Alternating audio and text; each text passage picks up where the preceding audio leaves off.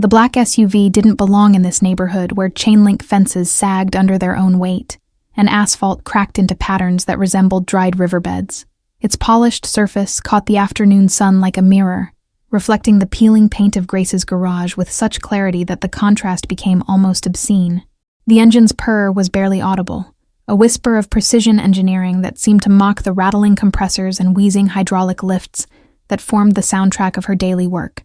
Grace stood in her garage doorway with a wrench still hanging from her oil-stained fingers, watching the vehicle idle at the curb as if its driver was reconsidering this destination. The neighborhood had gone silent in that particular way that meant everyone was watching from behind curtains and half-closed blinds, recognizing expensive trouble even if they couldn't name its specific form. She'd seen luxury cars before, usually driven by people who'd taken a wrong turn and needed directions back to the highway. The driver's door opened with a sound so perfectly engineered it was almost inaudible, and a man emerged who carried himself like he'd never questioned whether a room would make space for him. His suit was charcoal gray, with the kind of subtle sheen that came from fabric most people couldn't pronounce, tailored so precisely it moved with him like a second skin. Everything about him spoke of control, from the measured way he scanned the street to the deliberate pace of his approach. Grace set the wrench on her workbench without taking her eyes off him, muscle memory guiding her hand to the exact spot, while her mind cataloged details with the same diagnostic precision she applied to failing transmissions. His shoes were leather, but not overly polished, expensive enough to signal wealth, but practical enough to suggest someone who occasionally remembered he had feet. The watch on his left wrist caught light for just a moment, revealing complications that probably cost more than her entire year's rent. He stopped 3 feet from her doorway, close enough for conversation but far enough to respect the boundary her posture created, and his eyes met hers with an intensity that felt like being X-rayed. Most people looked at her garage and saw poverty or potential, but his gaze suggested he was assessing something entirely different, weighing factors she couldn't begin to guess. When he finally spoke, his voice carried the slight rasp of someone who'd spent years issuing orders that were never questioned. "You're Grace Romano." It wasn't phrased as a question, though the statement somehow demanded confirmation through its certainty. His accent placed him as Chicago-born, but educated somewhere that had filed down the roughest edges without erasing them completely. The mechanic who rebuilt Antonio Russo's 1967 Alfa Romeo using parts you fabricated yourself because the originals don't exist anymore. She nodded slowly, wondering how this man knew about a job she'd completed 8 months ago for a regular customer who collected vintage cars in his retirement. Antonio had cried when he'd seen the finished restoration, but he wasn't the type to spread word beyond his circle of fellow enthusiasts. The fact that this stranger knew suggested research conducted with resources beyond simple internet searching. That's impressive work for someone operating out of a garage that looks like it might collapse in a strong wind. His observation lacked condescension, delivered instead with the flat assessment of someone stating objective facts. Antonio showed me photographs of the fabrication process, the way you hand-formed components that factories required specialized machinery to produce. He paused, and something shifted in his expression that might have been vulnerability in someone less practiced at concealment. The passenger door opened then, and Grace's attention shifted to the young woman who emerged with movements so careful they seemed choreographed for maximum efficiency. She was 19 or 20, with dark hair pulled back in a simple ponytail that emphasized delicate features marked by the particular exhaustion that came from managing constant discomfort. Her dress was modest and well-made, but what drew Grace's eye were the metal orthoses visible from mid-calf down to specially designed shoes. The devices were clearly expensive, constructed from titanium or some similar alloy with precision joints that caught sunlight, as the young woman took 3 measured steps away from the vehicle. But Grace's trained eye immediately identified the fundamental design flaw in the ankle articulation, the way the joint forced compensation that would create stress patterns up through the knee and hip. Whoever had built these had prioritized appearance over function, creating something that looked medically sophisticated while failing at its primary purpose. The man's hand moved instinctively toward the young woman but stopped halfway, a gesture of protection arrested by visible effort. "My daughter, Victoria," he said, and those 2 words contained volumes about power rendered irrelevant by circumstance. "She's been wearing those devices for 4 years, fitted by specialists in Boston, New York, and Zurich, who all assured me they represented the pinnacle of orthotic engineering." Victoria reached them with movements that demonstrated both determination and the careful calculation of someone who'd learned to budget energy across each day's required activities. Up close, Grace could see the slight asymmetry in her gait, the microscopic hesitation before each step that suggested pain managed rather than eliminated. Her eyes were steady, despite obvious fatigue, intelligent and observant in ways that medical professionals probably dismissed while focusing on her diagnosis. "I can walk," Victoria said, her voice quiet but clear, addressing Grace directly rather than allowing her father to speak for her. "But it feels like I'm fighting the equipment instead of being helped by it. Like every step requires convincing these devices to cooperate with what my body wants to do." She shifted her weight slightly, and Grace heard the faint metallic complaint of joints that weren't quite aligned with human biomechanics. Grace found herself analyzing the problem before consciously deciding to engage, her mind already breaking down the stress points and calculating alternative approaches to weight distribution and articulation. The orthoses were over-engineered in some ways, and criminally simplistic in others, designed by people who understood materials, but not the lived reality of bodies that needed to negotiate stairs, uneven sidewalks, and the 1,000 small adjustments required for actual human movement. She could see at least 6 modifications that would improve function without requiring exotic materials or complex machinery. "Those ankle joints are forcing you into a walking pattern that's probably creating problems higher up," Grace said, speaking directly to Victoria rather than her father. "The pivot point is too far forward, which means you're overcompensating with your knees every time you push off, and I'm guessing your lower back aches by afternoon from the cumulative stress of thousands of slightly wrong movements." Victoria's expression shifted from polite attention to something sharper, recognition lighting her features as if someone had finally described her exact experience after years of being told her discomfort was imaginary or inevitable. "The specialist said I needed to strengthen my core and adjust to the equipment's requirements," she said, and Grace heard the weight of dismissals delivered with medical authority behind those words. "They never suggested the equipment might need adjusting to me." The man, whom Grace was beginning to suspect was more than just wealthy, turned to look at his daughter with an expression that suggested he was hearing this complaint articulated clearly for the first time.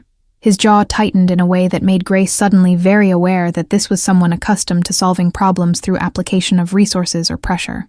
But some problems couldn't be threatened or purchased into submission, which appeared to be a lesson he was still learning. "Can you fix them?" The question came from him, but his eyes moved to Victoria as he asked it, seeking permission, or perhaps forgiveness for hoping again after what must have been numerous disappointments. "Not adjust or optimize, but actually fix them so my daughter can walk without pain, the way those specialists promised and failed to deliver despite charging fees that could fund a small hospital?" Grace looked at the orthoses again, then at her garage with its collection of salvaged tools and improvised equipment that represented 15 years of solving problems through ingenuity rather than resources. She thought about Antonio's Alfa Romeo, about the engine block she'd repaired last month for a single mother's minivan, using techniques she'd invented because the official service manual assumed access to tools she couldn't afford. Every successful repair had started with someone else's failure, and her willingness to approach the problem from an angle that disrespected conventional wisdom. "I'd need to take measurements and understand exactly how Victoria moves, not how medical charts say she should move," Grace said, already mentally inventorying which tools she'd need and which techniques would translate from automotive work to human biomechanics. The specialists who built those probably worked from scans and theoretical models, but metal doesn't care about theory. It only responds to actual force and stress patterns. She gestured toward her workspace, where an engine block sat partially disassembled, each component laid out with surgical precision on clean shop towels. The man's eyes narrowed slightly, assessment shifting into something that might have been skepticism, or the particular caution of someone who'd been disappointed by confident promises before. "You're comparing my daughter's medical equipment to car parts," he said, and Grace couldn't quite read whether that was objection or observation. His hand moved to his jacket's inner pocket, a gesture so automatic it seemed unconscious, though he stopped before actually reaching for whatever he kept there. "I'm saying that both require understanding how components interact under real-world stress rather than controlled conditions," Grace replied, meeting his gaze without the deference he probably expected from someone whose entire business occupied less space than his vehicle. "An engine can pass every diagnostic test in the shop, but fail on the highway because manuals don't account for how actual drivers accelerate or the specific grade of hills in their commute." She pointed at Victoria's orthoses, where sunlight revealed wear patterns on the metal that told stories of compensatory movements. Those devices were built for a theoretical patient, not for her. Victoria had moved closer to the workbench during this exchange, her attention caught by the organized chaos of Grace's diagnostic process. The engine components were labeled with handwritten tags that noted not just part names, but specific observations about wear patterns and stress fractures. "You document everything," Victoria said, picking up one of the tags with careful fingers that suggested she understood the importance of not disturbing someone else's organizational system. "Like you're learning from each problem instead of just fixing it and moving on." "Every failure teaches you something if you pay attention," Grace said, appreciating that Victoria had noticed a detail most people missed. That valve cover cracked, because the owner's son was revving the engine cold every morning, creating thermal stress that standard maintenance schedules don't anticipate. She retrieved a battered notebook from the workbench's single drawer, its pages filled with sketches and calculations that represented her real education. "I started keeping records after I rebuilt a carburetor perfectly, according to specifications, but it still ran rough because the manual assumed sea-level air pressure, and I'm working in Chicago." The man reached into his jacket again, this time completing the motion to withdraw a leather wallet that probably cost more than Grace's best toolbox. "I should clarify who I am before we continue this conversation," he said, extracting a business card with the slow deliberation of someone handling a weapon. "My name is Matteo De Luca, and I'm aware that my reputation might precede me in certain circles." He extended the card, which Grace accepted with grease-stained fingers that left slight smudges on its pristine surface. The card identified him as CEO of De Luca Capital Holdings, which Grace recognized as one of those corporate entities that appeared in news articles about real estate development and business acquisitions. But the way he'd phrased his introduction, the careful specificity of certain circles, suggested activities beyond what got printed in the business section. She'd grown up in this neighborhood, had learned to recognize the particular kind of power that operated through phone calls rather than contracts, and suddenly the expensive car and the aura of controlled danger made different sense. "I don't care about your reputation," Grace said, setting the card on her workbench without reading the details. "I care whether I can help Victoria walk without pain, and whether you're going to interfere with my process because you're used to controlling outcomes through money or pressure."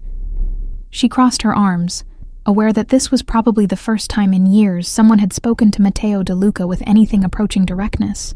"I've seen what happens when wealthy people try to rush craftsmanship, and I won't compromise the work because you're impatient or because you think funding the project means you get to dictate methodology." Something flickered across Matteo's face that might have been surprise or possibly the beginning of respect, though his expression settled back into controlled neutrality so quickly Grace couldn't be certain. "The specialists we've consulted have included some of the most prominent orthopedic engineers in the world," he said, his voice carrying the particular edge of someone defending decisions against implied criticism. "They had access to diagnostic equipment worth more than this entire block, and teams of researchers supporting their work." He paused, and the silence stretched long enough to become pointed. "You're suggesting they all failed where you, working alone in a garage that looks like it violates multiple safety codes, might succeed." "I'm suggesting they failed because they were solving the problem they understood rather than the problem Victoria actually has," Grace replied, unfazed by the challenge in his tone. "They built what their training and equipment told them was correct, but correct according to medical engineering principles isn't the same as correct for the specific person who has to live with the results." She moved to her workbench and retrieved a small metal bracket she'd fabricated the previous week for a customer's suspension repair. Standard part would have worked fine according to specifications, but this customer drives on streets where potholes are deep enough to swallow small children, so I modified the design to handle impacts the manufacturer never anticipated. Victoria had been watching this exchange with an expression Grace couldn't quite interpret, something between hope and the careful neutrality of someone who'd learned not to invest too heavily in potential solutions. "May I ask a question?" she said, directing her words to Grace, but glancing at her father as if seeking permission through habit rather than necessity. Her hands had moved to touch the orthoses at her ankles, fingers tracing the metal with the unconscious familiarity of someone who'd mapped every centimeter through years of constant contact.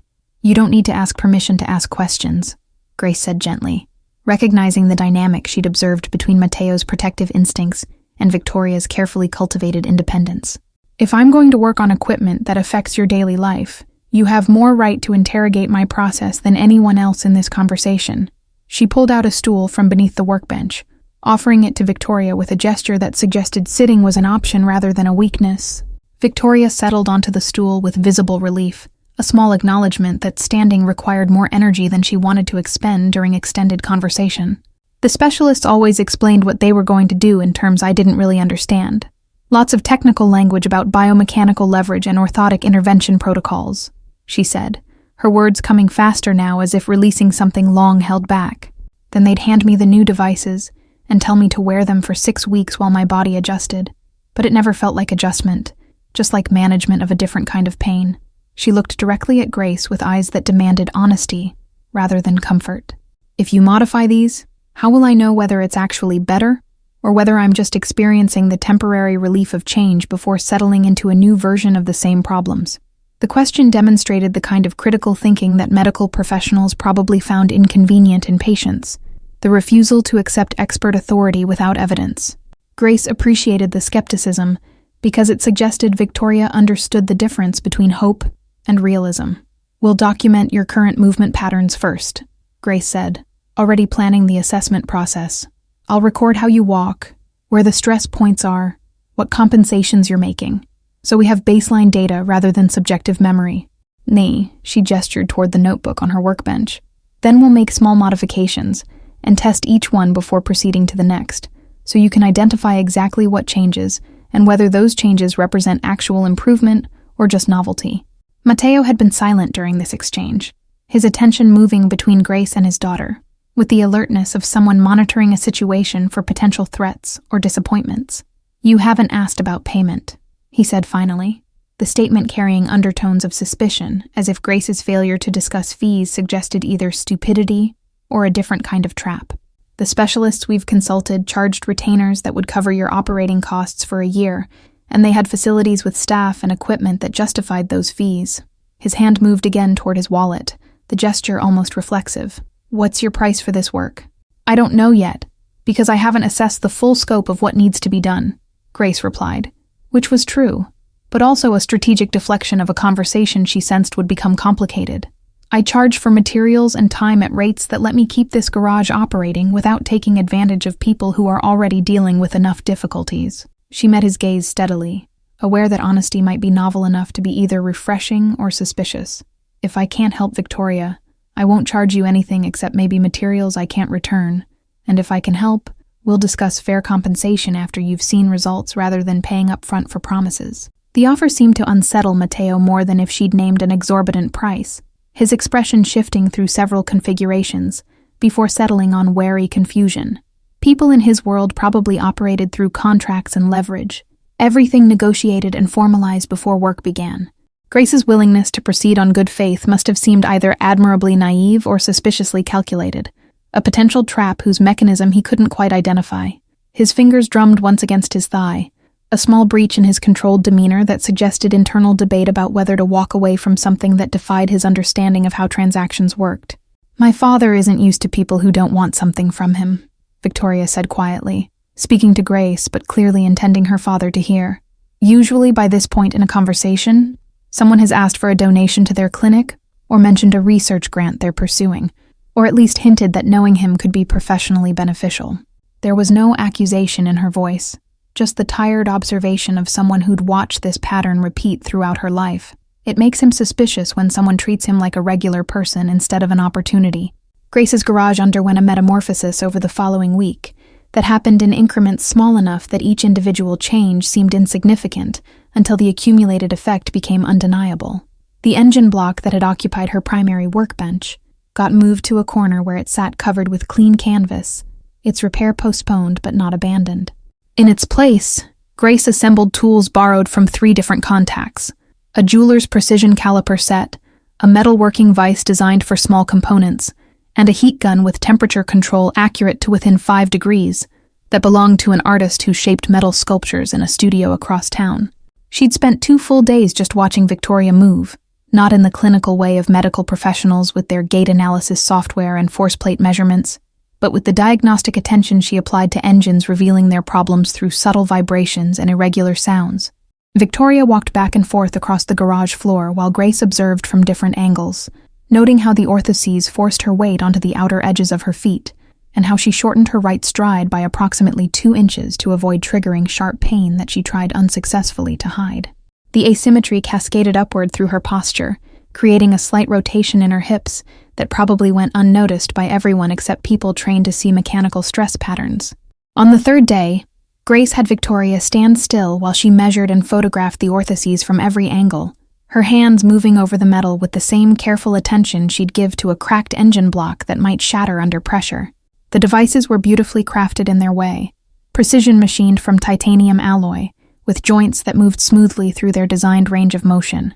But designed range and necessary range diverged in critical ways, particularly at the ankle where the dorsiflexion was limited to 15 degrees when Victoria's natural walking pattern required closer to 22 degrees, based on Grace's observations. That 7-degree deficit forced compensations that rippled through every step like a misaligned wheel, creating vibration that destroyed suspension components over time. Victoria participated in this assessment process with an attentiveness that suggested she was memorizing every detail, asking questions about what Grace was measuring and why each angle mattered. She'd brought a notebook of her own on the second day, recording observations that Grace hadn't explicitly stated, but that demonstrated Victoria was learning to see her own body as a mechanical system with specific requirements. "The pain in my lower back gets worse after I've been walking on concrete versus carpet," Victoria mentioned during one measurement session, making a connection between surface compliance and stress distribution that medical professionals had apparently never explored with her. Grace had requested that Matteo not attend these initial sessions, explaining that his presence created a dynamic that would interfere with the work's necessary intimacy. He'd agreed with visible reluctance, demonstrating the particular restraint of someone accustomed to controlling situations through proximity and observation. Instead, he sent Marco, a quiet man in his 40s, who positioned himself near the garage entrance and watched everything with the professional awareness of someone trained to identify threats before they materialized. Marco never spoke unless directly addressed, but his presence was a constant reminder that Victoria's life existed within contexts Grace could only partially imagine. The actual modification work began on day 6, after Grace had spent hours sketching redesigns that filled 3 pages of her notebook with calculations and crossed-out approaches that didn't solve the fundamental problem. She'd decided to start with the right ankle joint, replacing the factory pivot mechanism with something she'd fabricate herself from components that included parts borrowed from a precision door hinge, elements of a bicycle's rear derailleur, and steel stock she'd shape using techniques developed for repairing stress fractures in engine components. The design looked crude in her sketches compared to the machined perfection of the original, but it would allow movement through a fuller range while distributing stress more evenly across the joint's attachment points. Victoria arrived each afternoon after her morning college classes, which Grace learned she attended remotely to avoid the complications of navigating campus with her current equipment. She'd park herself on the stool Grace had designated as hers, and watch the fabrication process with questions that evolved from curious to technical as the days progressed. "Why are you using 3 smaller screws instead of 1 larger bolt?" Victoria asked, while Grace was assembling the new pivot mechanism, and the question demonstrated she was beginning to understand that engineering involved trade-offs between strength, weight, and the ability to make future adjustments without replacing entire components. "Larger bolt would be stronger in terms of shear force resistance," Grace explained, pausing to show Victoria the difference in her hands. "But it would create a single point of failure and make the joint harder to adjust if we need to modify the tension after you've tested it for a few days." Ande, she threaded the first screw carefully, demonstrating the technique before handing Victoria the screwdriver. "Also, 3 points of attachment distribute the stress more evenly, which matters because your ankle's going to be putting lateral force on this joint every time you push off during a step, not just the vertical load that a single bolt would handle efficiently." Victoria's hands shook slightly as she positioned the screwdriver, not from fear, but from the concentration of someone attempting an unfamiliar task that carried emotional weight beyond its technical requirements. She managed the first screw competently after 2 false starts, and Grace saw something shift in her expression, a small pride in demonstrating capability beyond the narrow role of patient, waiting for experts to solve her problems. The second screw went faster, Victoria's confidence building with each successful turn until the mechanism was assembled through effort she could claim as partially her own. The installation required removing Victoria's right orthosis completely, which meant she had to sit with her leg extended while Grace worked, the asymmetry of 1 bare foot and 1 still braced creating vulnerability that Victoria managed with determined composure. Grace had expected the skin beneath to be marked by pressure points and irritation, But Victoria's care routines had apparently prevented the worst damage, even if they couldn't eliminate discomfort. The flesh showed the subtle indentations of long-term compression, a topographical map of where the device had pressed against her body for years, reshaping her through constant contact. Fitting the modified joint required precision that had Grace working for 90 focused minutes without pause, aware that misalignment of even a millimeter could transform improvement into new injury. She'd fabricated custom attachment brackets that would distribute pressure more broadly than the original design's narrow contact points, using techniques she'd developed for mounting aftermarket parts to vehicles whose frames weren't designed to accommodate them. Victoria watched the process in silence, broken only by occasional questions, and Grace appreciated that she didn't fill the space with nervous conversation or apologies for taking up time. When Grace finally secured the last connection and carefully flexed Victoria's ankle through its range of motion, the joint moved with a smoothness that the original equipment had never achieved despite its expensive precision. The modification added approximately 3 ounces to the overall weight, but the improved biomechanical efficiency should more than compensate for that minor increase. The real test is how it performs under load, Grace said, offering her hand to help Victoria stand. We'll start with just standing and shifting weight. See how it feels compared to your left side. Then progress to walking only after you're confident the joint is responding predictably. Victoria gripped Grace's hand with surprising strength and rose carefully, her expression cycling through concentration, surprise, and something that might have been cautious hope as she settled her weight onto both feet. It feels different, she said after a moment, and Grace heard the effort to describe sensory experience that didn't map to familiar categories. Not necessarily better or worse yet, just different in a way that doesn't immediately hurt, which is unusual enough to be disconcerting. She shifted her weight from left to right and back, micro-movements that tested the new joint's response to force from various angles. Grace watched the modified ankle's behavior with the same focused attention she'd give to a rebuilt engine during its first test run, looking for unexpected stress points or movement patterns that suggested her calculations had missed something important. The joint articulated through Victoria's weight shifts, without the slight catch that had characterized the original, moving through its range with fluid efficiency that suggested the additional degrees of freedom were being utilized naturally. Try lifting your right heel while keeping your toes on the ground, Grace instructed, wanting to test the dorsiflexion that had been limited before. Don't force it. Just see how far the movement wants to go without resistance from the equipment. Victoria's heel lifted smoothly through an arc that would have been impossible with the original joint configuration, her ankle flexing to perhaps 20 degrees before she stopped the motion voluntarily, rather than hitting mechanical limits. The surprise on her face was immediately replaced by something fiercer, an expression Grace recognized from her own mirror after successfully completing a repair that everyone else had deemed impossible. I haven't been able to do that in 4 years, Victoria said quietly, repeating the movement as if confirming it wasn't a fluke or her imagination. The other orthoses would stop me at about half that range, and pushing against that limit was where most of the pain originated. Let's not get ahead of ourselves, Grace cautioned, though she felt her own pulse quickening with the possibility that her approach might actually work. That's one movement in a controlled environment with me standing right here to catch you, if the joint fails unexpectedly. She gestured toward the length of the garage. I want you to take 5 steps, slow and deliberate, focusing on how the modified side feels compared to your left. Then we'll reassess and decide whether to proceed with modifying the other ankle, or if we need to refine this one further first.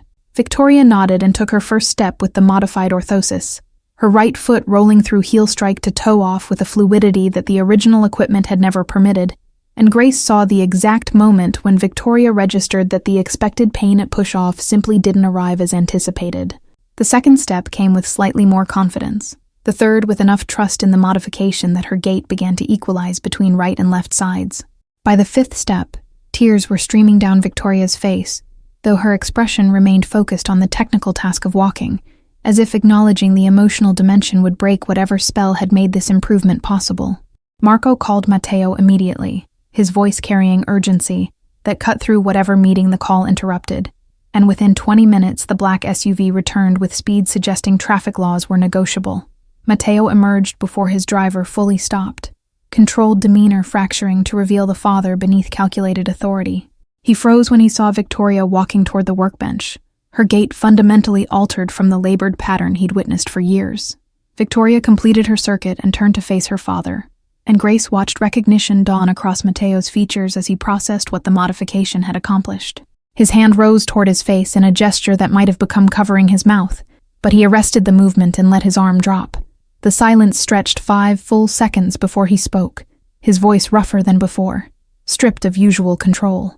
"Show me again," Mateo said, emerging as request rather than command, a reversal of the dynamic that probably characterized most interactions. Victoria obliged without comment, walking the garage length while her father tracked every step, like memorizing footage to confirm this wasn't imagination. When she reached the far wall and pivoted, her right ankle flexed through the turn with freedom that made the left side's limitations newly obvious. Mateo's attention shifted to Grace with intensity that felt like interrogation lighting, his assessment no longer skeptical, but hungry for understanding. "You modified one ankle in less than a week," he said, the statement carrying implications about specialists who'd consumed months producing failed equipment.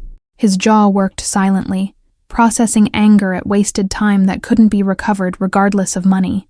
"The modification works because it addresses Victoria's specific biomechanics rather than theoretical averages," Grace replied, sensing Mateo needed technical explanation to anchor overwhelming emotions. Her dorsiflexion requirement exceeds the standard range most orthotic devices accommodate, and the original pivot point was positioned for different proportions. She gestured toward her sketches and calculations, offering transparency medical professionals had apparently never provided. Victoria sat on her stool to rest, and Grace noticed she wasn't favoring her unmodified side, the way she had during previous visits. The improved right ankle had redistributed stress patterns enough that even the unchanged left side experienced relief from compensatory burden. "My hip feels different," Victoria observed, her hand moving to her left side where chronic tension had apparently become so normalized she'd stopped mentioning it.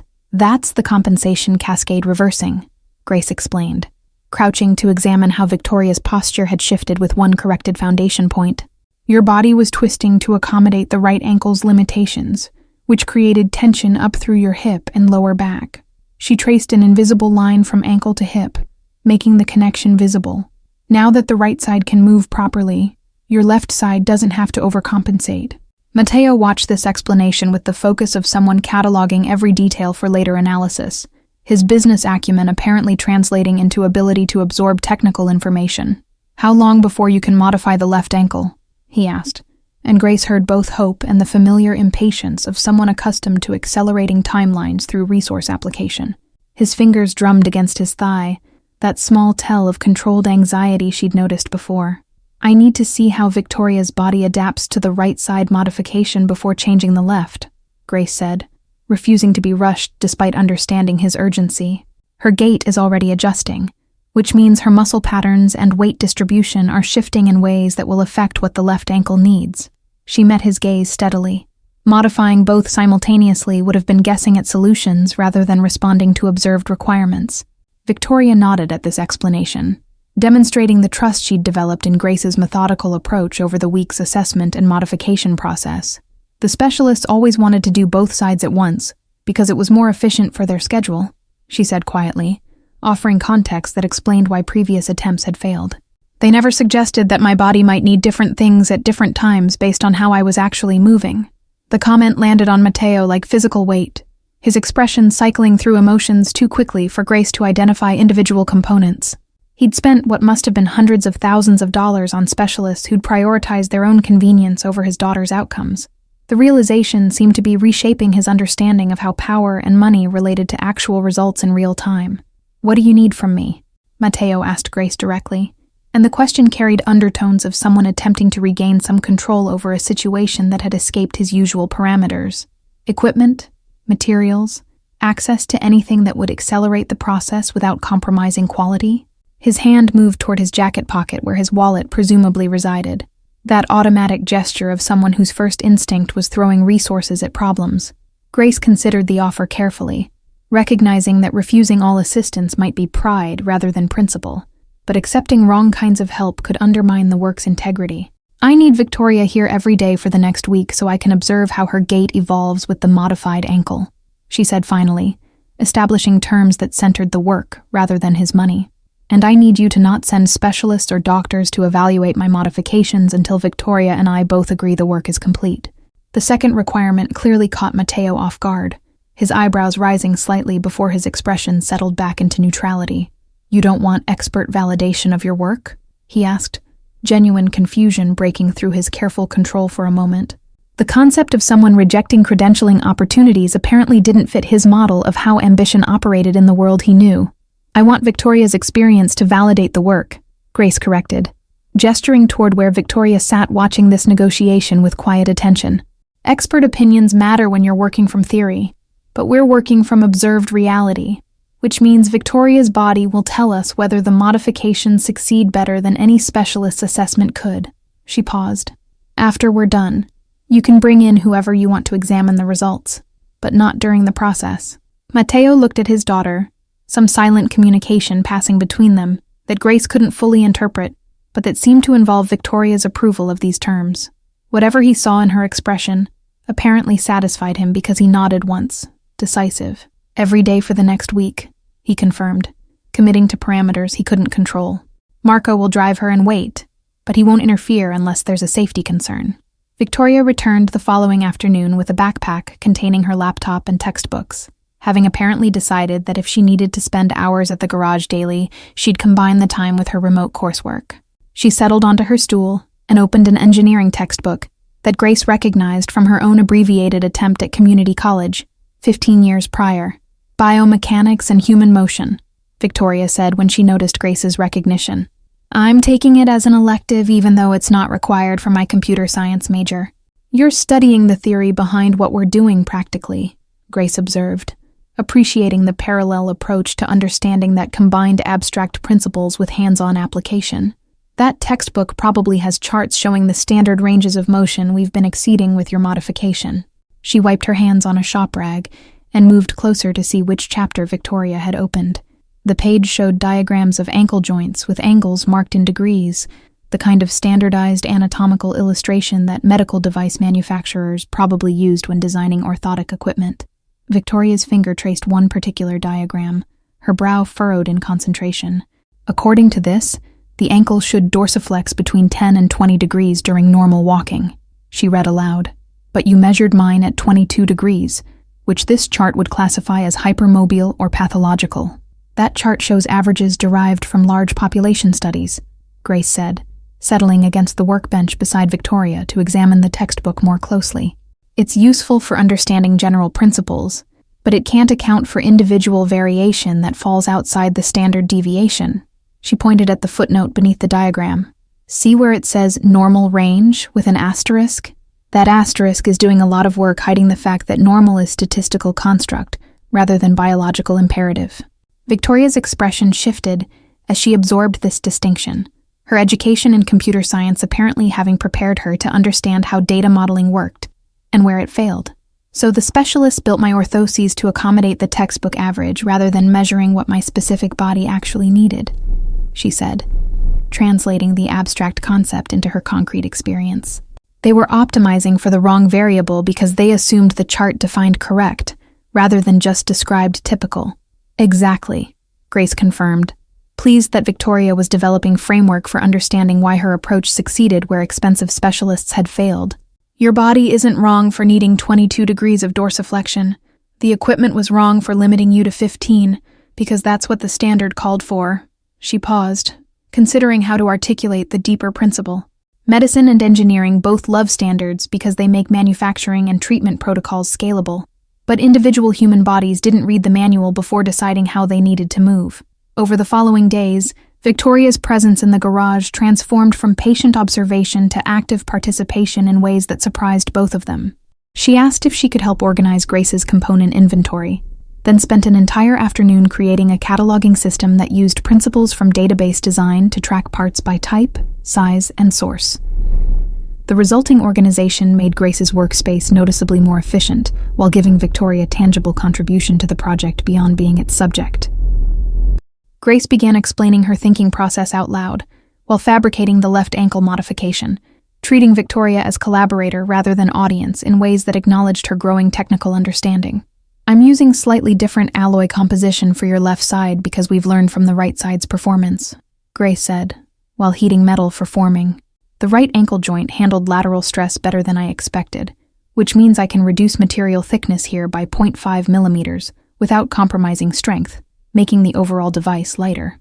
Victoria recorded these explanations in her notebook, alongside sketches that showed she was beginning to visualize mechanical systems with developing sophistication.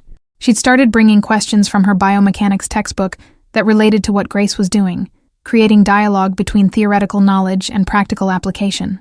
The book says that reducing device weight, by even small amounts, can significantly decrease energy expenditure over thousands of daily steps, Victoria mentioned during one session. Is that why you're optimizing for lightness even though the difference is less than an ounce? Exactly that reason, Grace confirmed, appreciating how Victoria was connecting classroom concepts to lived reality in ways her professors probably never intended. An ounce doesn't sound significant until you multiply it by 5,000 steps per day over years of use.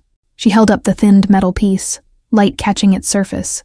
This small optimization might save you the equivalent of carrying an extra pound all day, which translates to less fatigue and lower stress on your joints. The left ankle modification proceeded faster than the right had, Grace's confidence bolstered by proven approach, and Victoria's involvement accelerating certain tasks through her organizational improvements.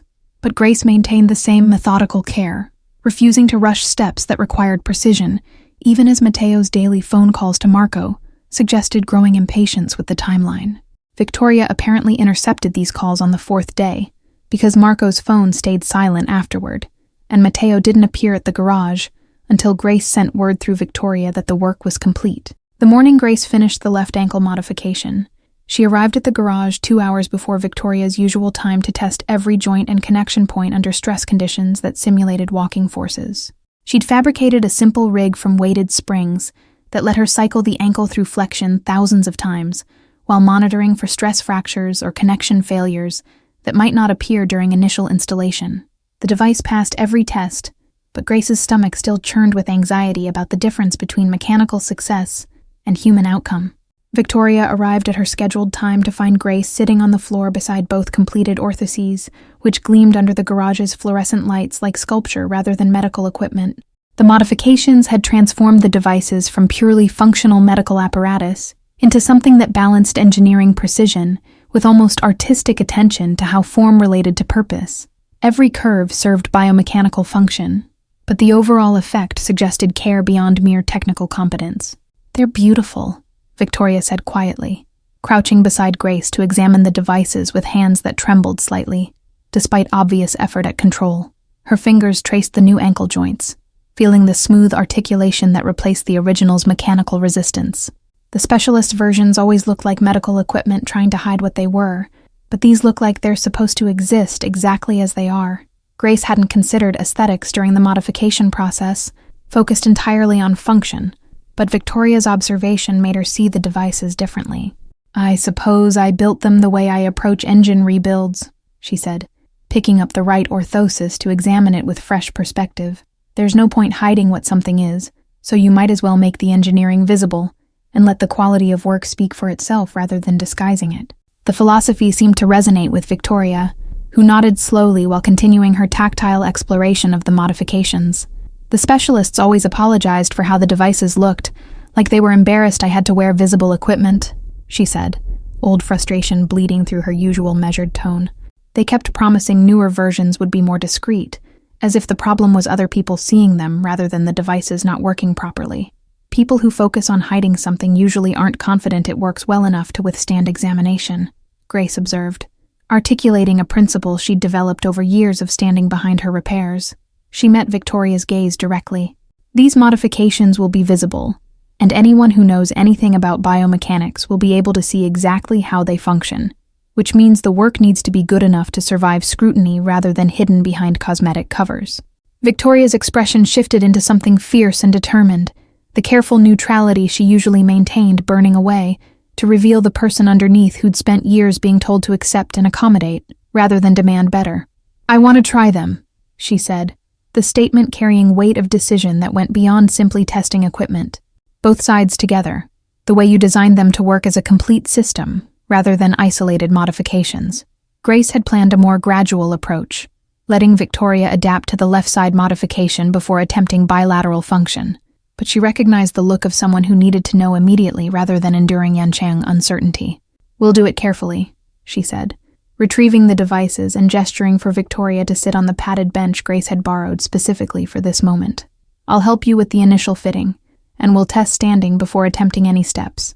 Removing Victoria's old orthoses revealed skin that had adapted to years of pressure, subtle grooves and calluses that mapped where the original devices had pressed against flesh daily. Grace worked with gentle efficiency, fitting the modified equipment with attention to every pressure point and connection, adjusting straps with the same care she'd give to timing a high-performance engine. Victoria's breathing had gone shallow and rapid, controlled terror of disappointment warring with hope she was clearly trying not to fully embrace. The right side went on first, familiar now from a week of wear, and Victoria's ankle immediately settled into the joint's range with visible relief. The left side followed, and Grace watched Victoria's expression cycle through uncertainty, surprise, and cautious recognition as her foot found the same freedom of movement her right had been enjoying. "They feel balanced," Victoria said after a moment, wonder creeping into her voice despite obvious effort to maintain clinical assessment. "Like my body doesn't have to choose between two different realities anymore." Grace finished the final strap adjustment and sat back on her heels, giving Victoria space to process the sensory experience of having both ankles function within their natural requirements for the first time in 4 years. The moment stretched, filled only with garage sounds of distant traffic and fluorescent lights humming, while Victoria simply sat with her feet flat on the floor and flexed both ankles through their range. The movements were small, almost tentative, but Grace could see they were testing limits that didn't arrive when expected. "Ready to stand?" Grace asked, offering her hands for support, while positioning herself to catch Victoria if the modifications failed catastrophically in ways testing hadn't predicted. Her heart hammered against her ribs, with the peculiar terror of having built something that another human would trust with their body's weight. Every calculation, every fabrication choice, every welded joint now faced the ultimate validation of reality against theory. Victoria gripped Grace's hands with strength that spoke to both determination and fear, and rose slowly from the bench with weight, transferring gradually onto the modified orthoses. Grace felt the moment Victoria's full weight settled onto both feet, watched her eyes widen as the expected pain or instability simply didn't manifest. "Oh," Victoria breathed, the single syllable containing years of bracing for discomfort that had become so normalized its absence felt shocking. "How does it feel?" Grace asked, maintaining hand contact, while Victoria found her balance through micro-adjustments that the new ankle joints accommodated without resistance. She watched for signs of stress or misalignment, every sense attuned to catching problems before they progressed beyond the correctable stage. The joints articulated smoothly through Victoria's balance shifts, metal moving with flesh in harmony rather than conflict. "It feels like standing shouldn't require this much concentration," Victoria said, and Grace heard the cognitive dissonance of someone whose baseline experience was being rewritten in real time. "I keep waiting for the pain to start, for something to catch or pinch, but it's just not happening." She released Grace's hands tentatively, testing whether she could maintain balance independently, and stood unassisted for the first time with properly functioning equipment. Grace stepped back 2 feet, giving Victoria space while remaining close enough to intervene if necessary, and watched her simply stand there processing the experience of having a body that cooperated with her intentions. Tears had started tracking down Victoria's face again, silent and apparently unconscious, her attention fully absorbed by the novel sensation of standing without fighting her equipment. The moment felt too intimate for Grace to witness, but too significant to look away from. "I want to walk," Victoria said, after perhaps 30 seconds of standing, her voice carrying the particular determination of someone who'd decided to push through fear rather than give it space to grow. "Not tomorrow or in an hour after I've adjusted, but right now while I still have the courage to believe this might actually work." She wiped her face with the back of her hand, a gesture impatient with her own emotions. Grace understood the impulse even as her engineer's caution urged slower progression, but she also recognized that Victoria had spent 4 years being careful and graduated, and that sometimes courage required jumping, rather than stepping. 5 steps, she said, establishing a boundary that acknowledged both Victoria's need and Grace's responsibility. Slow and deliberate, focusing on how each foot feels from heel strike through toe off, and if anything feels wrong, we stop immediately. Victoria nodded acceptance of these terms, and took a breath that seemed to fill her entire body, preparing for a moment that would either validate or destroy the hope that had been building over 2 weeks of watching Grace work. Her right foot lifted first, the modified ankle flexing through its range to bring her foot forward, and Grace saw the exact instant when Victoria registered that the movement felt natural rather than compensatory. The foot descended, heel contacted the floor, and her weight rolled forward through a toe-off that the original equipment would have forced into awkward compensation. The left foot followed with less hesitation, Victoria's confidence building with each successful element of the gait cycle, and suddenly she was walking with a fluidity that made the previous week's right-side-only improvement look preliminary by comparison. Both ankles worked in concert now, distributing force and adapting to her natural movement patterns, rather than imposing external constraints. Grace tracked her across the garage floor, noting how Victoria's posture was already shifting, her hips leveling, and her spine straightening as compensation patterns unwound. By the third step, Victoria's face had transformed into an expression Grace had never seen from her before, joy so pure and uncomplicated it seemed to make her younger, stripping away the careful control she'd maintained throughout their interactions. The fourth step came with a laugh that sounded surprised by its own existence, and the fifth step carried her into a pivot that let her turn and face Grace with eyes that held wonder mixed with disbelief. "They work," Victoria said unnecessarily, stating the obvious because sometimes reality needed verbal confirmation before the mind would accept it. Grace felt her own eyes burning with tears she refused to let fall, maintaining professional composure through sheer will, even as her chest tightened with the particular satisfaction of having solved a problem that mattered beyond mechanical function. "They work," she confirmed, her voice rougher than intended. "How do they feel compared to what you've been experiencing? Be specific about any discomfort or unexpected sensations so we can address them."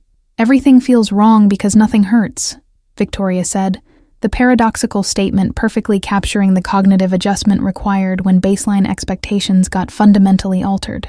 "My brain keeps sending warnings about pain that should be happening at each step, but the signals aren't arriving, so there's this strange disconnect between anticipation and reality."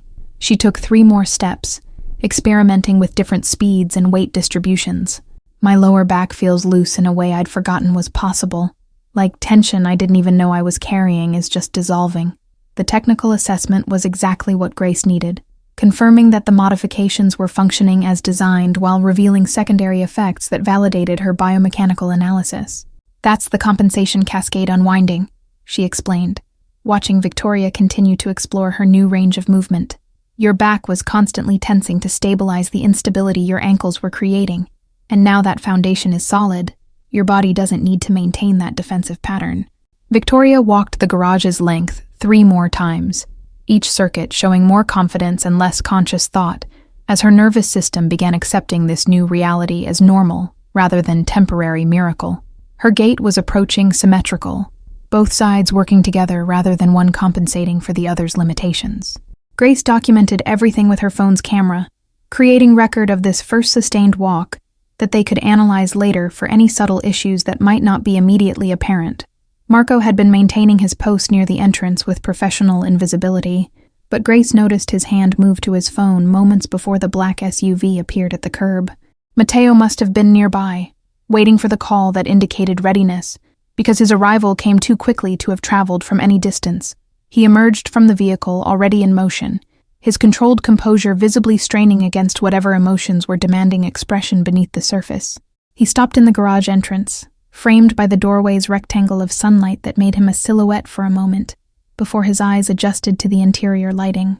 Grace watched his gaze find Victoria, who was mid-stride across the workshop, watched him process what he was seeing with the particular stillness that preceded major emotional breaches. His hand rose to his chest, fingers spreading over his heart, as if he could physically contain whatever was expanding inside his ribcage. Victoria completed her walk and turned to face her father, and Grace saw something pass between them that needed no words, a communication built on years of shared struggle and disappointed hopes that made this moment's reality almost impossible to accept. "Hi, Dad," Victoria said simply, the casual greeting incongruous against the magnitude of what she was demonstrating just by standing there balanced and pain-free. Grace finished the modifications. Matteo tried to speak, his mouth opening and closing twice before any sound emerged, and when it finally did, his voice had been stripped of every bit of careful control that usually characterized it. "Show me," he managed, the request emerging as something between command and plea. and Grace heard the breaking happening in real time behind those two words. His hands had begun trembling, visible even from across the garage, body betraying emotions his face was still trying to contain. Victoria walked toward her father with steps that demonstrated the modification's success more effectively than any technical explanation could, her gait showing the natural rhythm that had been absent for years. Matteo's eyes tracked every movement with intensity that went beyond attention into territory of memorization, as if he was burning this moment into permanent memory against the possibility it might somehow be taken away. His jaw worked soundlessly, throat moving with swallows that suggested he was fighting back the full force of his reaction. She stopped 3 feet from him, close enough that he could see the new ease in her posture, the absence of the micro-grimaces that pain had etched into her habitual expressions. "It doesn't hurt," Victoria told him, articulating the simple fact that medical specialists with prestigious credentials and expensive facilities had never managed to deliver. "I can walk without fighting the equipment, without calculating every step around where the pain will spike, without ending each day feeling like my body is being punished for trying to move." The first tear broke past Matteo's control and tracked down his cheek, followed immediately by another, and then his face simply crumpled as years of contained fear and helplessness found release. His daughter had been suffering, and his power and money had been useless against her pain, and watching her walk freely was apparently more than his defensive walls could withstand. He closed the distance between them and pulled Victoria into an embrace that looked almost desperate, his shoulders shaking with sobs he'd probably been holding back through countless medical consultations and failed treatments. Victoria held her father with arms that understood this breakdown was necessary rather than uncomfortable, letting him process the relief of witnessing her transformation without trying to minimize or redirect his emotions. Grace looked away to give them privacy, focusing her attention on organizing tools that didn't need organizing, but she could still hear Matteo's ragged breathing and the Italian words he was murmuring into Victoria's hair that probably translated to prayers or thanks. The moment stretched for perhaps 2 minutes before his breathing steadied, and he pulled back enough to look at his daughter's face again. "Forgive me," Matteo said, wiping his face with hands that were still visibly shaking, speaking to Victoria but including Grace in his field of vision. "I brought you to the best specialists, the most expensive facilities, and they all failed you while I stood by believing that credentials and cost must equal competence." His voice carried bitterness directed entirely at himself. "I watched you suffer for years, and my power meant nothing because I was asking the wrong people for help." "You didn't know," Victoria said gently, but Matteo shook his head sharply, rejecting the offered absolution with the particular stubbornness of someone determined to fully acknowledge their failures. He turned to face Grace directly, and she saw him struggling to find words adequate to a situation his usual frameworks couldn't process. His hand moved toward his jacket pocket, that automatic gesture she'd seen before, but stopped halfway as if he'd remembered this wasn't a transaction that money could properly address. "What do I owe you?" Matteo asked, the question emerging as something more complex than simple inquiry about payment, carrying undertones about debts that transcended financial calculation. "Not just for the modifications, but for giving my daughter back her life in ways I'd stopped believing were possible." His eyes held hers with uncomfortable intensity, demanding answer that satisfied more than procedural requirements. "Name anything within my power to provide, and consider it yours." Grace felt the weight of the offer, understanding that Matteo was someone whose power extended into territories she could only partially imagine, and that saying anything wasn't hyperbole from someone in his position. The temptation to ask for things she'd never be able to afford otherwise pulled at her, but accepting would fundamentally alter the nature of what she'd accomplished. And why? "I charge $300 for the materials I used, and my normal shop rate of $75 per hour for the time invested," she said, naming figures that were fair for her work, but absurdly low for what had been achieved. Matteo stared at her as if she'd spoken in a language he didn't understand, his expression cycling through confusion, disbelief, and something that might have been offense. "That's perhaps $2,000 total for work that gave Victoria mobility that orthopedic specialists charging $50,000 per device failed to provide," he said, voice sharp with the particular frustration of someone encountering irrationality in a form he couldn't correct. "You're either insulting what you've accomplished or insulting my ability to recognize appropriate compensation." "I'm charging what I charge," Grace replied, meeting his intensity without backing down despite the clear power differential between them. "Your daughter's improvement is the compensation that matters, and taking money beyond my standard rates would make this about profit rather than solving a problem that needed solving." She paused, making sure he was fully listening. If you want to do something meaningful with your gratitude, find other people who need help that conventional systems are failing, and make sure they can access someone willing to approach their problems from new angles.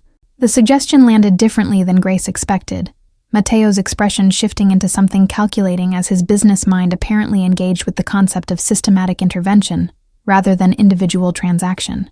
You're suggesting I fund a pipeline for people like Victoria, who fall outside what standard medical approaches can accommodate, he said slowly, processing implications and possibilities.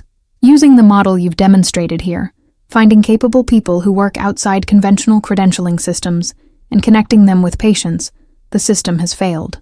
I'm suggesting you use your resources to make unconventional solutions accessible to people who don't have wealthy fathers to pay my shop rate 20 times over if necessary, Grace clarified, recognizing that Mateo was already building something larger than she'd intended in his mind. What happened here worked because I could afford to spend 2 weeks focused on Victoria's specific needs without worrying about paying rent. But most mechanics can't do that, and most patients can't wait while someone figures out their particular puzzle. Victoria had been watching this exchange with an expression that suggested she was seeing her father from a new angle, observing him genuinely struggle with someone who wouldn't be moved by money or intimidated by power. Grace is right, she said quietly, entering the conversation with authority her father couldn't easily dismiss. The specialists failed me partly because they were trying to apply scalable solutions to a problem that needed individualized attention, and that only works economically if someone subsidizes the time required for true customization. Mateo looked between his daughter and Grace, clearly unused to being in situations where he wasn't the person defining terms, and Grace saw the moment something fundamental shifted in how he was processing this interaction. "I'll write a check for the amount you specified," he said, the words emerging with visible effort as he forced himself to respect Grace's boundaries even when they violated his instincts. "And I'll establish a foundation that funds work like yours, connecting skilled people operating outside traditional systems with patients who need exactly that kind of unconventional thinking." "The foundation should be Victoria's project," Grace said, seeing an opportunity to push the transformation further. She understands both sides now, the patient experience and the technical requirements, which makes her better qualified than anyone to identify who needs help and who can actually provide it. She looked at Victoria directly. "You've been documenting my process in your notebook, analyzing the biomechanics, connecting theory to practice in ways your computer science degree prepared you for, so you know what questions to ask and what bullshit to reject." Victoria's eyes widened as she processed the suggestion, Grace's confidence in her capability apparently unexpected, but clearly resonant with something she'd been feeling without articulating. "I'd need to learn more about orthotic engineering, biomechanics, materials science," she said, the statement emerging as thought process rather than objection. "But I could do that while building the framework for identifying patients and matching them with people who approach problems the way Grace does, prioritizing function over credentials." "You'd be remarkable at it," Grace said with certainty, recognizing the particular kind of intelligence that combined analytical thinking with lived experience in ways that purely academic or purely practical people couldn't match. "You've spent years being the person conventional systems failed, and now you're developing the technical knowledge to understand why they failed, which makes you perfectly positioned to build something better." She paused. "And you'd be doing it from inside your father's world, using his resources and connections to create access that people like me could never generate alone." Mateo watched his daughter's expression transform as she considered the possibility, saw the shift from recipient of help to architect of systematic change, and Grace observed him processing what this meant for Victoria's future. His daughter wouldn't just recover from her limitations. She'd transform that experience into purpose that extended beyond herself. "The foundation would need proper structure," he said, his business instincts engaging now that the conversation had moved into territory he understood. "Legal framework, vetting processes, outcome metrics that ensure we're actually solving problems, rather than just redistributing resources to charismatic failures. I can help design the technical evaluation criteria," Grace offered, recognizing that Mateo's insistence on structure wasn't about control, but about effectiveness, ensuring that good intentions translated into actual results. "I know what questions separate people who can truly innovate from people who just think conventionally, but with different tools." She glanced at Victoria. "And she'll know what questions patients need answered before trusting someone with their bodies and hopes, because she's been on that side of the equation." The three of them stood in the garage that had become something beyond a simple repair shop. The space transformed into origin point for something that would extend far beyond Victoria's individual healing. Matteo's tears had dried, but his face still carried the openness that emotional breakthrough had created, his usual masks temporarily abandoned. Victoria stood balanced on modifications that represented both technical achievement and philosophical approach that challenged conventional wisdom about where expertise resided and how problems got solved. Word spread through channels Grace didn't fully understand. Patients appearing at her garage with stories of failed treatments, and specialists who'd stopped returning their calls. The first was a construction worker whose knee brace created more problems than it solved, prescribed by orthopedists who'd never asked what movements his actual job required. Grace modified the hinge mechanism using principles she'd developed for Victoria, and he returned 2 weeks later with a job foreman who had similar issues with ankle support that prevented him from climbing scaffolding safely. Matteo's foundation took shape with surprising speed, Victoria transforming from patient to administrator, with the particular intensity of someone who'd found purpose that aligned perfectly with capability. She'd converted a notebook habit into a comprehensive database that tracked patient needs, available craftspeople, and outcome metrics that measured success through functional improvement rather than compliance with medical standards. Her computer science background made her unnaturally good at identifying patterns across cases that seemed unrelated on surface examination. Grace found herself training other mechanics and metal workers who had the technical skills, but lacked framework for translating automotive or sculptural expertise into medical applications. She'd developed teaching methodology that emphasized observation over assumption, showing them how to document movement patterns and identify where equipment failed to accommodate human reality. The approach felt natural to people who'd spent careers solving problems through hands-on experimentation rather than theoretical modeling. The garage had become too small for the volume of work arriving, but Grace resisted Matteo's offers to relocate her into proper facility with staff and equipment budgets that made her current setup look like child's play. Something essential would be lost in translation to institutional setting, the intimacy and focus that came from working in space where every tool had history and purpose. Instead, she accepted funding for 2 shipping containers converted into additional workspace that preserved the garage's essential character while expanding capacity. Victoria visited weekly now rather than daily, her university schedule consuming time that had previously been spent watching Grace work. But their relationship had evolved beyond teacher-student into something more collaborative. She'd bring cases from the Foundation's intake process that seemed particularly challenging, presenting them like puzzles she knew Grace would find interesting. "This one's a pianist whose hand braces prevent the finger independence she needs for complex pieces," Victoria said during one visit, spreading medical records and photographs across Grace's workbench with the casual confidence of someone who belonged in this space. Grace examined the documentation with growing interest, her mind already translating the problem into mechanical terms she understood about leverage and range of motion. The braces were designed to stabilize joints affected by early arthritis, but they'd been built with typing or daily living activities in mind, rather than the extreme precision and speed that piano performance demanded. "I'd need to see her play," Grace said, recognizing that this problem required understanding the specific movements that current equipment prevented, rather than just analyzing the devices themselves. The Foundation arranged for a piano to be delivered to one of Grace's converted containers, transforming the space temporarily into something between workshop and concert hall. The pianist arrived looking skeptical, her braced hands held carefully as if they were fragile objects rather than parts of her body, and Grace spent an hour just watching her attempt to play pieces that her muscle memory knew, but her equipment wouldn't allow. The frustration was visible in every aborted run, every passage that broke down when her fingers couldn't move independently enough to execute what her brain commanded.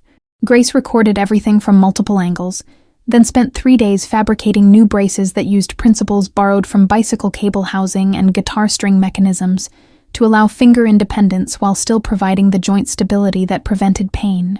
The modification required precision measuring in fractions of millimeters, each finger needing slightly different solutions based on how that particular pianist used it during performance. When the musician tried the new braces and successfully completed a Chopin etude she hadn't been able to play in 2 years, she cried in a way that reminded Grace of Victoria's first successful steps. Matteo had stepped back from daily involvement in the Foundation once it became clear Victoria had both the competence and passion to run it effectively, but he maintained presence through strategic interventions that opened doors his daughter couldn't access alone. He'd connected the foundation with medical schools whose students needed exposure to approaches that challenged conventional orthodoxy, creating a pipeline of young doctors who understood that expertise could exist outside credentialed systems. His reputation in certain circles, which Grace had initially found ominous, apparently translated into ability to have conversations with institutional leaders that resulted in actual policy changes.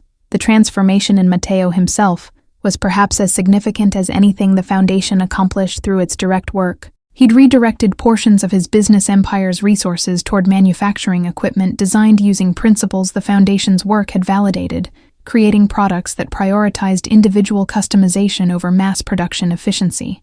His board meetings now included presentations from patients and craftspeople rather than just financial analysts, a cultural shift that his associates apparently found both baffling and somehow inevitable, given the intensity Matteo brought to anything involving his daughter's well-being.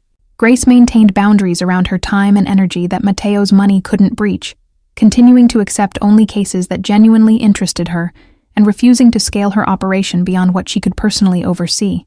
The Foundation respected these limits while creating a network of other craftspeople who could handle volume Grace couldn't accommodate, each one vetted through processes Victoria had designed to identify genuine capability versus credentialed incompetence. The model proved sustainable in ways that surprised healthcare economists who'd assumed individualized approaches couldn't work at scale. Victoria graduated with her computer science degree and immediately enrolled in biomedical engineering master's program. Her dissertation proposal focused on developing assessment frameworks that identified when standard medical devices failed individual patients. She'd become minor celebrity in certain academic circles, invited to present at conferences where her lived experience as patient combined with technical knowledge made her uniquely credible. Grace attended one such presentation and watched Victoria command a room full of doctors and engineers with the quiet authority of someone who'd earned expertise through suffering and subsequent transformation rather than merely studying it. The Foundation's first annual report documented 300 successful interventions across 15 different craftspeople, with outcome metrics showing functional improvements that exceeded what conventional medical approaches had achieved for the same patient populations.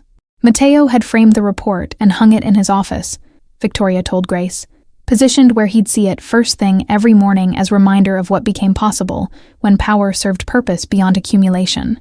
The man who'd arrived at Grace's garage, desperate and controlling, had apparently discovered that influence wielded on behalf of others produced satisfaction his previous pursuits had never delivered. Grace's garage remained fundamentally unchanged despite the shipping containers and increased traffic, still recognizable as the space where someone could bring a broken car or a broken body and receive the same quality of diagnostic attention.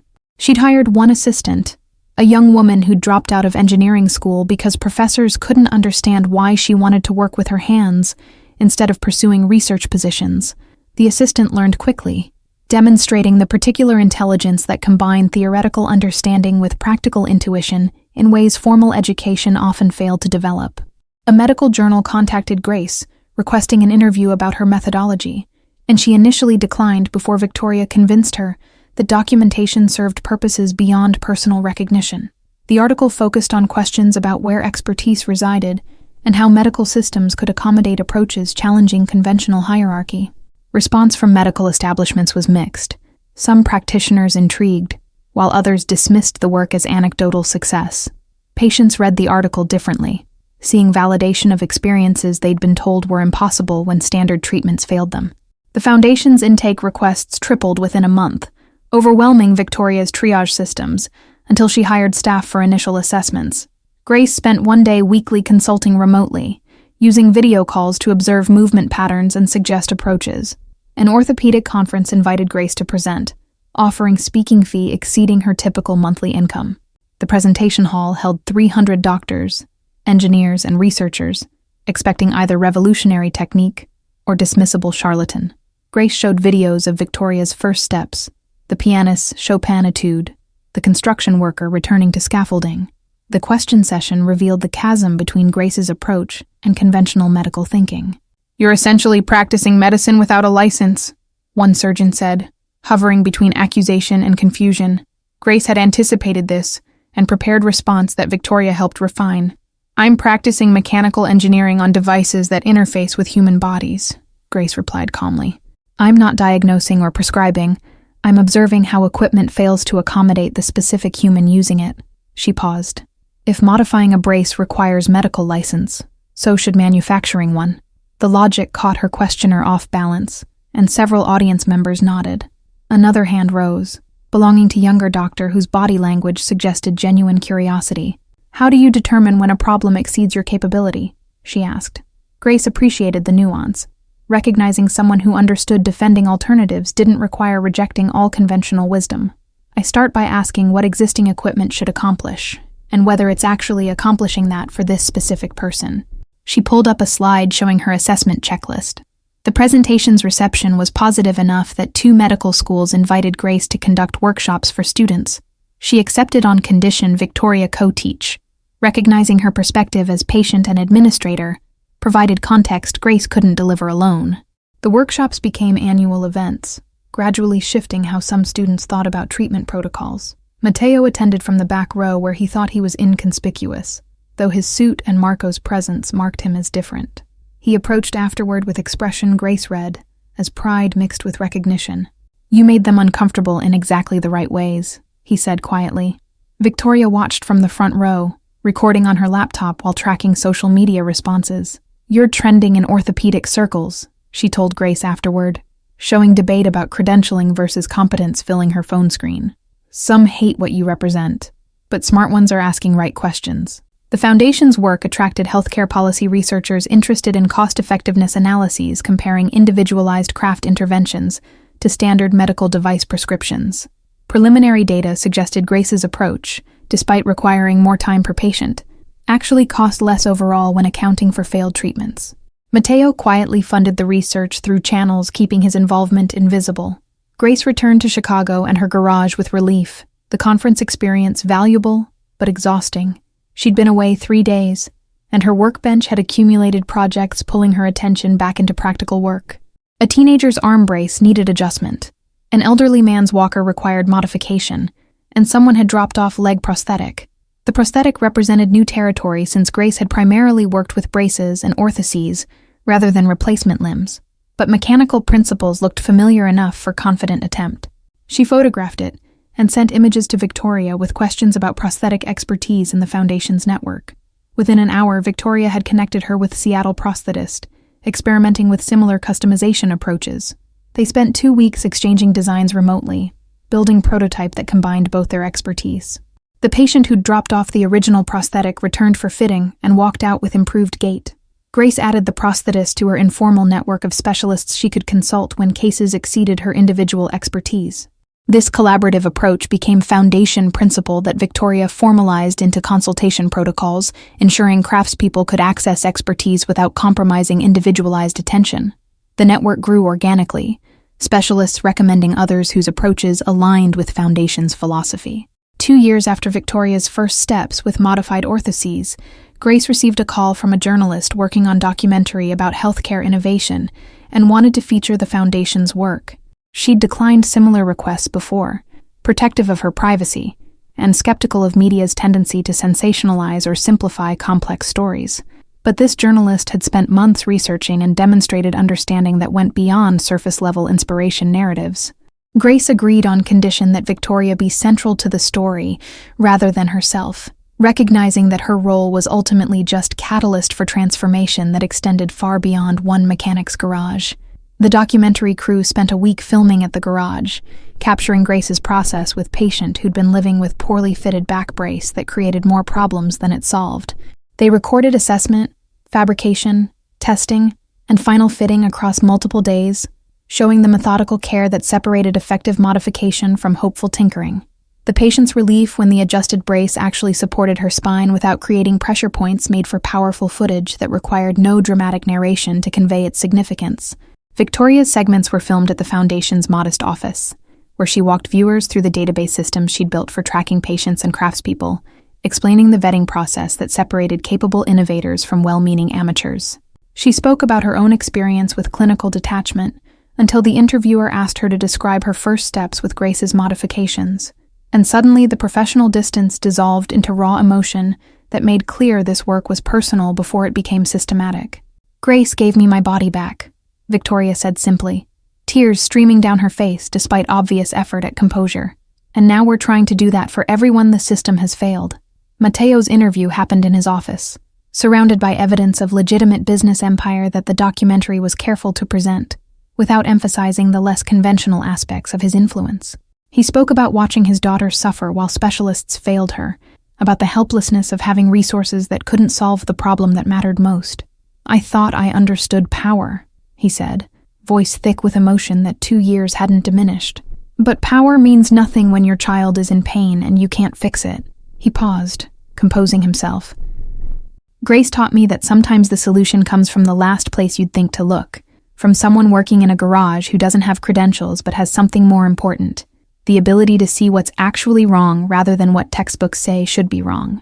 The documentary premiered at a film festival focused on healthcare and social justice, winning awards that translated into distribution deals, ensuring wider audience than Grace had anticipated.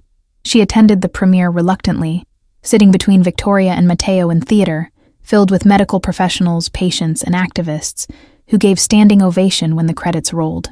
The applause felt excessive to Grace, who still saw herself as mechanic who'd solved problems using skills she'd always had, but she understood the ovation was for what the story represented about challenging systems that claimed exclusive expertise. The film's release coincided with legislative discussions about medical device regulation and whether modification of prescribed equipment should require medical oversight or could be performed by qualified craftspeople under appropriate frameworks. Victoria testified before a state committee considering the question, presenting data from the Foundation's 2 years of operation, showing safety records that matched or exceeded conventional medical device success rates. Her testimony, combined with patients sharing stories of being failed by standard approaches, proved persuasive enough that the committee recommended pilot program allowing licensed craftspeople to perform equipment modifications under physician supervision. Grace's Garage became destination for medical students doing rotations focused on understanding how patients experience their prescribed equipment in daily life rather than controlled clinical settings. She'd adapted to the teaching role with same pragmatic competence she brought to everything, showing students how to observe rather than assume, and how to distinguish between problems that needed medical intervention and those requiring mechanical solutions. One student's reflection paper noted that watching Grace assess a patient taught him more about diagnosis than his entire third-year coursework had, a comment that got circulated among faculty who were trying to reform medical education. Mateo's business empire had quietly become major manufacturer of customizable medical equipment, using principles the Foundation's work had validated to create devices that could be adjusted for individual patients, rather than forcing bodies to accommodate standardized designs. The products cost marginally more to produce but generated fewer returns and warranty claims because they actually worked for the people using them. His board had resisted initially, arguing that customization didn't scale efficiently, but profitability data eventually convinced them that solving problems correctly the first time was better business than generating repeat customers through chronic failure. Victoria's master's thesis became a published book that medical and engineering schools assigned to students learning about patient-centered design and the limitations of standardized solutions. She dedicated it to Grace, with inscription that read, "For the mechanic who saw what doctors missed, and who taught me that expertise lives in unexpected places." Grace kept a copy on her workbench, occasionally opening it when patients asked how she'd learned to do this work, showing them that sometimes the best validation comes from the people whose lives you've changed, rather than institutions granting credentials. The Foundation had expanded to cover 17 states, with a network of 43 craftspeople who'd been vetted through Victoria's rigorous assessment process and trained in documentation methods that allowed outcome tracking across the distributed network. Each craftsperson maintained their independence and individual approach while contributing to collective knowledge base that grew with every case. Grace reviewed difficult cases monthly via video conference, offering guidance that drew on her expanding experience with how mechanical principles applied across different types of equipment and conditions. A major medical journal published a study comparing outcomes for patients who'd received Foundation interventions versus those treated through conventional medical device channels, finding that the Foundation's approach produced superior functional improvements at lower overall cost, despite requiring more individualized attention per case. The study's authors were careful to note that the Foundation's success depended on rigorous vetting of craftspeople and couldn't be replicated by simply allowing anyone to modify medical equipment. But the data challenged assumptions about whether standardization necessarily served patients better than customization. Grace had modified her garage's sign to include orthotic modifications below the original auto repair text, acknowledging that her business had evolved while maintaining roots in mechanical work that paid most of her bills. She still preferred working on cars because engines didn't carry emotional weight of human suffering, but she'd accepted that her skills served purposes beyond what she'd originally imagined. The variety kept the work interesting, her mind shifting between automotive and biomedical problems with the same diagnostic framework applying to both. Victoria stopped by on a Tuesday afternoon without appointment, something she rarely did anymore given her schedule running the foundation and pursuing doctorate in biomedical engineering. She was walking with a smoothness that still occasionally surprised Grace despite 2 years of evidence that the modifications had produced lasting improvement rather than temporary relief. "I have news," Victoria said, settling onto the stool that was still designated as hers. "The prosthetic company in Seattle wants to license the ankle joint design you developed for collaborative project, and they're offering licensing fee that would let you work exclusively on cases that interest you, rather than having to take every job that comes in for financial reasons." Grace set down the wrench she'd been holding and gave Victoria her full attention, recognizing that this offer represented a decision point about what direction her work would take. Licensing the design meant releasing control over how it got used, trusting that the company would maintain the individualization principles that made it effective, rather than mass-producing something that lost essential character in translation to scale. But it also meant the design could help people she'd never meet in places she'd never go, extending impact beyond what her hands could accomplish alone. "What do you think I should do?" Grace asked, genuinely uncertain despite her usual confidence in her own judgment, recognizing that Victoria understood dimensions of this decision that extended beyond Grace's primary concerns. Victoria smiled, the expression carrying awareness that their roles had reversed from when she'd first arrived seeking help for her own situation. "I think you should do whatever lets you keep doing the work you love, while knowing you've contributed to helping people at scale," Victoria replied. "The design is brilliant, and it deserves to reach more people than you can personally serve, but only if the company commits to customization principles rather than treating it as another standardized product." She paused. "I can negotiate terms that protect the design's integrity, while ensuring you maintain creative control over applications, if you trust me to advocate for what matters most." Grace nodded slowly, recognizing that Victoria had developed expertise that complemented her own, creating partnership that was more effective than either of them could be working independently. "Draft the terms you think protect what matters," she said, returning trust that Victoria had placed in her 2 years ago when she'd agreed to let a mechanic with no credentials modify medical equipment her father's money had bought from prestigious specialists. The symmetry felt appropriate, their relationship having evolved from patient-practitioner to something more complex and mutually transformative. Thank you all for following this story. If you've connected with Grace and Victoria's journey, write in the comments where you're watching from, and don't forget to like, subscribe, and share this video. Your support matters and helps us continue bringing you stories about ordinary people doing extraordinary things through skill, compassion, and the courage to challenge systems that claim exclusive expertise. These stories exist because you believe, as we do, that transformation can come from unexpected places when we're willing to look beyond credentials and recognize true capability wherever it resides.